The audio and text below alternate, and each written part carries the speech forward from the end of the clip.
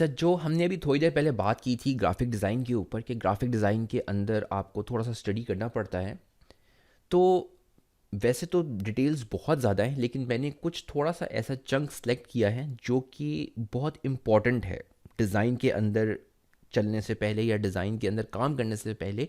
At least ये चीज़ें आपको पता होनी चाहिए। डिज़ाइन के ऊपर जो इसके कोर कॉन्सेप्ट्स आप कह लें, वो मैं आपको उनके ऊपर थोड़ा थोड़ा इंट्रोडक्शन दूंगा। और अगर आपको बहुत इसके अंदर इंटरेस्ट होगा, और डेफिनेटली होना भी चाहिए, तो आप इसको ज़्यादा एक्सप्लोर करें। उससे आपको मज़ीद चीज़ें क्लियर होंगी, क्योंकि डिटेल्स इतनी ज़्यादा हैं, इंफॉर्मेशन इतनी ज़्यादा है आपको बताने वाली कि वो इसमें बताना बहुत ज़्यादा मुश्किल हो जाएगा। और डेफिनेटली बहुत ज़्यादा अगर हम ये थ्योरेटिकल भी चलते जाएंगे स्टार्ट में ही, तो थोड़ा सा बोरिंग भी हो जाता है। इसलिए मैंने ज़रा एक इंट्रोडक्शन ऐसी रखी है कि आपको थोड़ी सी समझ भी आ जाए, थोड़ा सा इंटरेस्ट भी रहे, और आगे हम सॉफ्टवेयर के ऊपर भी जंप कर लें और फिर साथ साथ आप इसको लर्न करते रहें। जैसे कि मैंने बताया कि ये एक नेवर एंडिंग लर्निंग एक्सपीरियंस है, तो आप इसको फिर साथ साथ ग्रेजुअली सीख सकते हैं। तो अभी जो हमारे पास ये है सामने, हमारे प्रिंसिपल्स ऑफ डिज़ाइन, ये कुछ प्रिंसिपल ऑफ डिज़ाइंस मैंने लिस्ट किए हैं। Balance, proportion, emphasis, variety, movement, rhythm and harmony. इसको हम अभी आगे जाके थोड़ा सा डिटेल में देखते हैं। बैलेंस के ऊपर बात करते हैं। एक डिज़ाइन में बैलेंस होना ज़रूरी है। अब वो बैलेंस कैसे होता है, मैंने बड़े बेसिक से एग्जांपल्स जनरेट किए हैं बैलेंस के कॉन्टेक्स्ट में। और जब आप डिज़ाइन को एक्सप्लोर करेंगे तो इन प्रिंसिपल्स को आपने माइंड में रखना है। बेशक इनको एक लिस्ट पे, एक पेपर पे लिख के अपने सामने डेस्क पे कहीं रख लें, और जब भी कोई डिज़ाइन स्टडी करें तो इनको ज़रूर फोकस करें। इससे आपके एक तो ये प्रिंसिपल्स आपको याद होना शुरू हो जाएंगे, और ये आपके पास डिज़ाइन में आपको काम करने में हेल्प भी करेंगे। अब बात करते हैं बैलेंस के ऊपर। तो मेरे पास एक ये बॉक्स है और एक ये बॉक्स है। ठीक है, ये बॉक्स से मेरा मतलब है कि ये एक कंप्लीट बॉक्स है। इसके ऊपर आप देखें कि 1 2 3 4 5, लेट्स से ये कोई एलिमेंट्स हैं। ठीक है, और मैंने ये एलिमेंट्स अरेंज किए हुए हैं, 2 ऊपर हैं, 2 नीचे हैं और एक सेंटर में है। ये एक ऐसी डिज़ाइन जनरेट हुआ है इसका लेआउट कि ये बैलेंस्ड है। ऊपर से भी आप देख लेंगे 2 हैं और नीचे भी 2 हैं। ठीक है, इसी तरह अगर हम इधर आ जाएं तो ये भी डिज़ाइन या ये भी जो लेआउट है ये बैलेंस्ड है, लेकिन ये थोड़े और तरह से बैलेंस्ड है। इसमें आप नोट करें कि इसमें भी 4 बॉक्सेस हैं, लेकिन इसमें 2 बॉक्सेस यहाँ पे हैं, और ये थोड़े से साइज़ में बड़े हैं कंपेयर टू दीज, इससे और इससे। लेकिन ये क्या कर रहे हैं, ये एक दूसरे के ऑपोजिट हैं और ये एक दूसरे के ऑपोजिट हैं। तो ये भी बैलेंस्ड है, लेकिन इसमें आपके जो ये शेप्स है ये थोड़े से डिफरेंट साइजेस के अंदर हैं, लेकिन ये भी बैलेंस के अम्ब्रेला के अंडर ही आते हैं। जो डिज़ाइन के अंदर बैलेंस होता है वो ज़रूरी नहीं कि बॉक्सेस के थ्रू ही होगा। ये मैंने सिर्फ एक आपको एग्जांपल दिया है। उसके अंदर सर्कल्स हो सकते हैं, लाइंस हो सकते हैं, बैलेंस कलर के थ्रू भी हो सकता है। ये जैसे जैसे आप आगे जाएंगे तो आपको ये चीज़ें और क्लियर होती जाएंगी। नेक्स्ट हमारे पास है प्रोपोर्शन। प्रोपोर्शन क्या चीज़ होती है? सबसे पहले मैं आपको बताऊंगा, ये जो मैंने सर्कल्स बनाए हैं यहाँ पे, एक सर्कल ये है और एक ये है। अच्छा, बेसिकली ये दोनों मैंने एक ही रखे हैं, लेकिन आप ये नोट करेंगे ये थोड़ा सा ओवलिश है। अगर मैं कहूँ कि ये भी सर्कल है तो आप कहेंगे जी ये तो सर्कल नहीं है, ये तो ओवल है। अच्छा, अब क्यों ये ओवल है? क्योंकि सर्कल का हमारे माइंड में एक ख़ास प्रोपोर्शन है। A circle has to be round.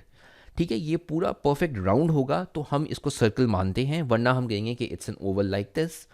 तो ये हुआ आपका सर्कल का proportion. This is the right proportion of a circle. ठीक है, इसी तरह स्क्वायर की हम अगर बात करें तो स्क्वायर के अगर चारों साइड्स इक्वल होंगे तो तभी हम उसको कहेंगे इट्स अ स्क्वायर, वो एक प्रोपोर्शन में है। अगर वो कोई एक साइड भी डिस्टर्ब्ड होगी, या दो साइड्स इक्वल हैं और दो साइड्स इक्वल हैं, तो it will become a rectangle. ठीक है, लेकिन वो स्क्वायर नहीं होगा क्योंकि वो अपने प्रोपोर्शन से आउट हो गया। इसी तरह मैंने यहाँ पे एक एयरप्लेन रखा हुआ है।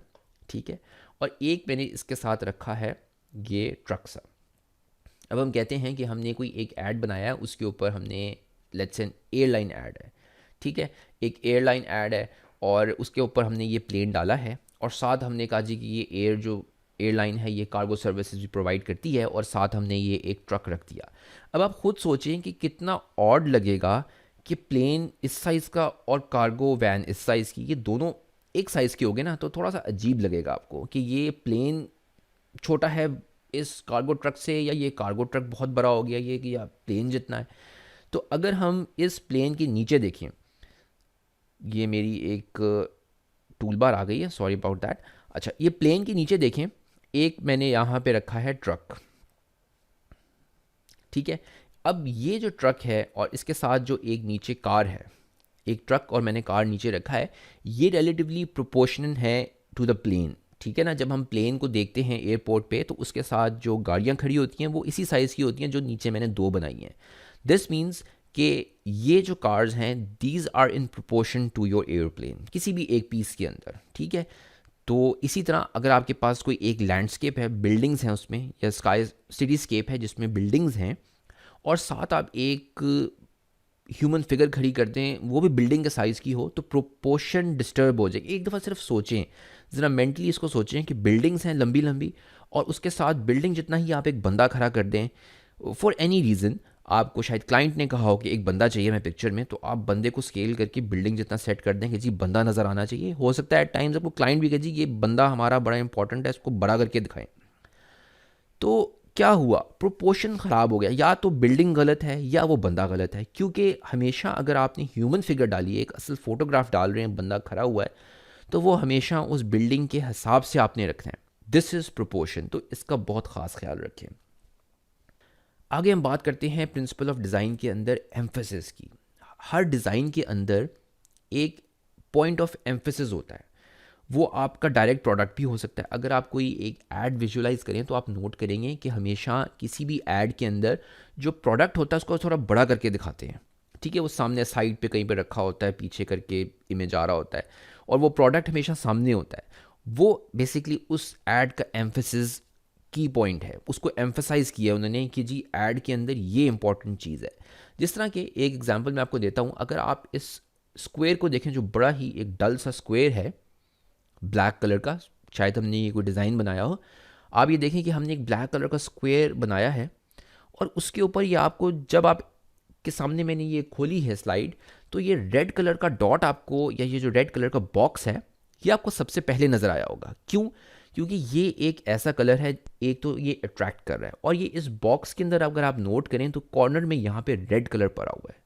बाकी तो सारा बॉक्स ब्लैक है ना, लेकिन ये रेड है। तो ये बेसिकली इस डिज़ाइन के अंदर ये एम्फेसिस पॉइंट है, हमने एम्फेसाइज कराया है। तो वो देखें वो छोटा सा, अगर आप गौर करें कि ये बाहर का बॉक्स तो बहुत बड़ा है, लेकिन ये अंदर छोटा सा पड़ा हुआ है, लेकिन इसने सारी टेंशन ग्रैब की है। क्यों? क्योंकि इसको हमने ऐसा कलर दे दिया, इस छोटी सी शेप को ऐसा कलर असाइन कर दिया कि वो एम्फेसाइज कर रहा है अपने आप को, ठीक है, वो बोल रहा है। तो ये है एम्फेसिस डिज़ाइन के अंदर, ये किसी भी डिज़ाइन के अंदर यूज़ किया जा सकता है।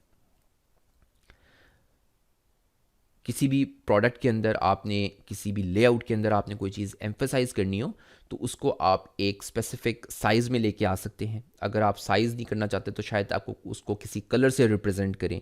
प्रॉबेबली अगर वो टेक्स्ट है तो आप उस टेक्स्ट का स्टाइल चेंज कर सकते हैं। बात यह है कि उसको आपने यूनिक करना है बाकी इन्वायरमेंट से, ठीक है। अब आ जाते हैं वैरायटी के अंदर। अच्छा, ये कुछ डिज़ाइंस में हो सकता है, कुछ डिज़ाइन में नहीं होता। वैरायटी हम देते हैं विजुअल इंटरेस्ट जनरेट करने के लिए, ठीक है। अगर मैं जिस तरह भी हमने पिछली स्लाइड देखी थी, वो एक, अगर उसके अंदर से हम वो रेड बॉक्स निकाल दें तो वो सिर्फ एक डब्बा है, ठीक है, इट्स जस्ट अ बॉक्स। यहाँ पे भी वो बॉक्स है, ये वही बॉक्स है, लेकिन आप नोट करें कि ये थोड़ा सा इंटरेस्टिंग है उससे। ये इंटरेस्टिंग क्यों है? क्योंकि इसके अंदर वैरायटी है, शेप्स की वैरायटी है। आप नोट कर रहे हैं, यहाँ पे लगाया हुआ मैंने ट्रायंगल कह लें इसको, या आप कह लें ये बॉक्स है जो हाफ कटा हुआ है। उसके बाद ये फिर एक सर्कल है, ओपेसिटी है इस ऑब्जेक्ट की, खास कलर है ग्रे, पीछे करके उसको मैंने सटल सा दिया हुआ है। फिर एक शेप यहाँ पे है, इस शेप को यहाँ पे रिफ्लेक्ट किया है। इधर एक कटआउट बनाया है मैंने। ये कुछ डॉट्स हैं जो कि ग्रेजुअली फेड आउट हो रहे हैं।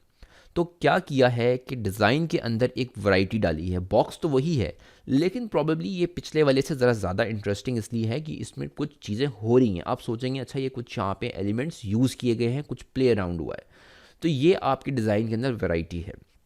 ये जो मैंने आपको एग्जांपल्स दे रहा हूँ बिल्कुल बेसिक शेप से, यहाँ पे मैं फ़ोटोग्राफ्स भी यूज़ कर सकता हूँ, उसमें एक्सप्लेन करना बहुत ईजी हो जाता है। लेकिन ये जो बेसिक शेप्स हैं, इसको ये इसलिए दे रहे हैं कि आप एक्चुअल प्रिंसिपल के ऊपर फोकस करें, ना कि उस सब्जेक्ट के ऊपर फोकस करना शुरू कर दें। ठीक है, तो ये सिंपल शेप्स की हेल्प से मैं आपको ये प्रिंसिपल ऑफ डिज़ाइंस एक्सप्लेन करने की कोशिश कर रहा हूँ, ताकि आपको एक बड़ा मेंटली क्लियर इमेज जनरेट हो कि ये क्या क्या चीज़ें होती हैं। आगे हम बात करते हैं मूवमेंट की। अब देखें फिर से, इसमें क्या हो रहा है, इसमें बॉक्स वही है, लेकिन यहाँ से हमने इसको काट के एक स्लांट एंगल दिया है। यहाँ पे कुछ दो आपको नज़र आ रहे हैं रेक्टेंगल्स कह ले, ठीक है, जो कि एक इस तरह स्लांट में जा रहा है और फिर एक उसके आगे है, एक उसके नीचे है। ये क्या कर रहे हैं, एक मोशन जनरेट कर रहे हैं, हमें एक सेंस ऑफ मूवमेंट दे रहे हैं, और हम देख रहे हैं कि ये हमें कहाँ लेके जा रहा है। हमारी आई को, ये देखें जहाँ मेरा माउस जा रहा है, ये कहाँ लेके जा रहा है, आपको इस पॉइंट से लेके जाता है और यहाँ पे इस बॉक्स से बाहर निकालता है और आपकी अटेंशन समवेयर इधर लेके जाता है। ठीक है, इसी तरह अगर आप इन लाइंस को देखें तो ये लाइंस आपको नीचे से ऊपर जाती हुई नज़र आती हैं। ठीक है, ये एक मूवमेंट दे रही है आपको। इसी तरह अगर आप नोट करें, एक वाईफाई का साइन होता है, उसके ऊपर वो 3 लाइंस होती हैं, वो भी आपको बेसिकली एक मूवमेंट का एहसास देती हैं कि इसमें से आपके जो सिग्नल्स हैं वो निकल रहे हैं, वो मूव कर रहे हैं, वाईफाई के सिग्नल्स। ठीक है, तो ये एक sort of N movement kind of thing है कि जो आपको डायरेक्शन बताती है। ये भी डिज़ाइन के अंदर depending upon the subject, depending upon what you are doing with your design, आप इस तरह के एलिमेंट्स यूज़ कर सकते हैं मूवमेंट के अंदर। स्पेशली अगर स्पोर्ट्स के कोई एड्स होते हैं, उसमें हम बड़ी कोशिश करते हैं, क्योंकि स्पोर्ट्स है तो it's all about movement, it's all about action. तो उसमें हम इस तरह की चीज़ें डालते हैं कि आप इमेज को मूव करने की कोशिश करते हैं, क्योंकि देखें हर चीज़ स्टैटिक है। आप एक ऐड बना रहे हैं, किसी ने आपको कहा जी मुझे एक स्टैटिक ऐड चाहिए, तो अब वो उसको आप वीडियो में तो कन्वर्ट नहीं कर सकते, क्योंकि उसकी डिमांड ही है कि वो एक स्टैटिक ऐड है। तो आपको क्या करना है, आपने उसमें मूवमेंट ऐड करनी है, एक्शन शो करना है, थ्रिल शो करना है, बिकॉज इट्स स्पोर्ट्स। ठीक है, क्रिकेट स्पोर्ट्स हो सकती है, बास्केटबॉल हो सकती है, सॉकर, फुटबॉल, उसमें क्या है, सब फिगर्स के एक्शंस हैं, दे आर मूविंग, वो खेलते हुए मूव करते हैं। तो that's where movement is important. बात हम करते हैं अब नेक्स्ट प्रिंसिपल ऑफ डिज़ाइन में, रिदम में। अगर हम देखेंगे जी प्रिंसिपल ऑफ डिज़ाइन में रिदम एक डिफ़िकल्ट कॉन्सेप्ट है, लेकिन this is very easy. Rhythm basically suggest ये करता है कि आपका जो भी डिज़ाइन बन रहा है उसमें एक एक्शन या एक मूवमेंट रिदमिकली डिफ़ाइन की जाती है with the use of mostly similar shapes. ठीक है, अब अगर आप नोट करें यहाँ पे जो रिदम हमने जनरेट किया है, जो एलिमेंट यूज़ की है, जो शेप यूज़ किया है हमने, वो थ्रू आउट सेम ही है। ठीक है, इसमें ऐसा नहीं है कि मैंने कहीं पे कोई स्क्वायर डाल दिया। अगर मैं इसी के अंदर, जस्ट टू लिंक इट, अगर मैं इसी के अंदर एक स्क्वायर डाल दूं तो वो एक एम्फेसिस बन जाएगा डिज़ाइन के अंदर। ठीक है, लेकिन इधर इसलिए नहीं डाला क्योंकि हम सिर्फ रिदम के ऊपर बात कर रहे हैं। तो रिदम बेसिकली आपका जो आपकी लाइंस हैं और इनको रिपीट करके मोस्टली जब यूज़ किया जाता है तो हम उसको कहते हैं कि ये रिदम के अंदर है। मोस्टली रिपीटेशन ऑफ थिंग्स जब आपके डिज़ाइन में आती हैं, एक सर्टन फ्लो के साथ आपने बनाई हो या एक सर्टन अरेंजमेंट के साथ बनाई हो, तो उसको हम कहते हैं कि जी ये एक रिदम हमने क्रिएट किया है। इधर भी अगर हम देखें, जो शेप्स होती हैं वो रिपीट होती हैं, एक सर्टन फ्लो के अंदर एक सर्टन तरीके से अरेंज की गई हों, उसको हम कंसिडर करते हैं कि ये डिज़ाइन के अंदर एक रिदम बना हुआ है। आगे हम बात करते हैं, जो लास्ट हमारा प्रिंसिपल है वो है हार्मनी। अच्छा, अब हार्मनी को ऐसे डिफ़ाइन करते हैं, मैंने यहाँ पे एक एग्जांपल ये रखा है और एक ये रखा है। अच्छा, ये वाला जो एग्जांपल है इसको आपने ज़्यादा देर नहीं देखना, अगर आप देखेंगे इसको तो आप एक्सपेरिमेंट भी कर लें तो आपकी आइज़ थोड़ी सी ज़रा डिज़ी होंगी और आपको इसमें ना फिर यहाँ पे शेड्स और थोड़ा सा डिपेंडिंग अपॉन एवरी पर्सन उसको यहाँ पे थोड़ी थोड़ी डिफरेंट चीज़ें नज़र आना शुरू होंगी, शायद कलर ब्लीड भी नज़र आना शुरू हो जाए, ब्लैक फजी सा। एनी हाउ, हार्मनी बेसिकली ये कहता है कि जो सिमिलैरिटी है, ठीक है, चीज़ों की आपस में, वो एक जैसी होती है। वो शेप्स के थ्रू भी हो सकती है, वो कलर्स के थ्रू भी हो सकती है, वो डिफरेंट चीज़ें यूज़ हो सकती हैं हार्मनी के अंदर। अभी जो हमारे पास एग्जांपल है वो बेसिकली शेप्स के थ्रू ही है और ये हमने इन सब को एक सिंगल टोन कलर दिया है। तो ये सारे एलिमेंट्स हैं तो सेम, लेकिन when combined together they are creating a harmony. जैसे कि हमने यहाँ पे इस डिज़ाइन में 1 2 3 4 ये 4 पेटल्स बनाए थे सिर्फ। ठीक है, ये इस तरह से अगर इसको मैं दिखाऊँ आपको, ये तो ये 4 पेटल्स बनाए थे अलहदा से, और जब इन 4 पेटल्स को आप कंबाइन करना शुरू करते हैं तो एक डिज़ाइन के अंदर हार्मनी आती है। और वो फिर अपना पर्पस जो है वो फुलफ़िल करना शुरू करते हैं। तो इन 4 पेटल्स को जब हम कंबाइन करते हैं और रिपीट करते हैं तो एक हार्मनी आपको नज़र आना शुरू होती है अपने, जो भी आपका ये आप उसको पैटर्न कह लें जो बनेगा, या ये वॉलपेपर बन सकता है और इसके बहुत सारे पर्पसेस हो सकते हैं। तो ये हमने डिस्कस किए हैं प्रिंसिपल्स ऑफ डिज़ाइन। अब आपने ये करना है कि आपने एक तो इनको अपने सामने लिख लेना है, जैसे पहले भी बात हुई है, आपने इनको अपने सामने लिख लें, हाथ से लिखें, टाइप करने की ज़रूरत नहीं है। इसको अपने हाथ से आपने एक पेपर के ऊपर लिखना है। जैसे कि हमने शुरू एक इंट्रोडक्शन में बात की थी कि आपके पास एक पेंसिल और एक पेपर होना ज़रूरी है, तो उसी पेपर और पेंसिल को आप लेंगे। आपके पास एक नोटबुक हो तो ज़्यादा अच्छा है, उसमें आप अपने नोट्स लिख सकते हैं। तो उस पर जो पहले नोट लिखें वो आपके प्रिंसिपल ऑफ डिज़ाइन लिखें और ये लिस्ट डाउन करें और इनको थोड़ा थोड़ा करके पढ़ें और वन बाय वन इनको देखें। और जब भी कोई डिज़ाइन देखें बाहर तो उसमें इनको लिंक करने की कोशिश करें, ताकि एक तो आपके ये भी क्लियर होंगे। मैंने अपनी तरफ से तो कोशिश की है कि मैं आपको एक्सप्लेन कर सकूं एज सिंपल एज पॉसिबल, लेकिन ये प्रिंसिपल ऑफ डिज़ाइन समझने में थोड़ा सा टाइम डेफिनेटली लगता है। आप इसको दोबारा भी सुन सकते हैं ताकि ये बातें रीइंफोर्स हों और फिर इनको लिंक करें मुख्तलिफ डिज़ाइनों के साथ। और ऑब्वियसली आपके पास मटेरियल पढ़ने के लिए भी है, इंटरनेट पे भी आप इन चीज़ों को स्टडी कर सकते हैं।